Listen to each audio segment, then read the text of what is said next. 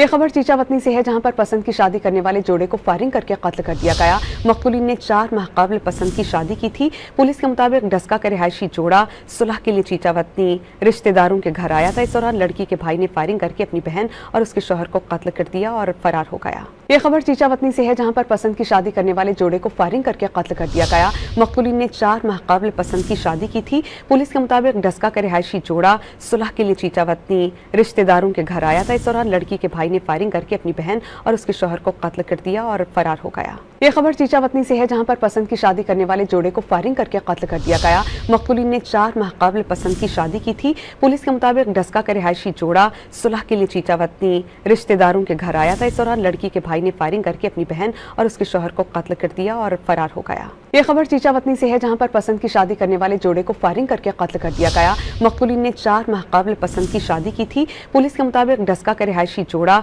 सुलह के लिए चीचावतनी रिश्तेदारों के घर आया था। इस दौरान लड़की के भाई ने फायरिंग करके अपनी बहन और उसके शौहर को कत्ल कर दिया और फरार हो गया।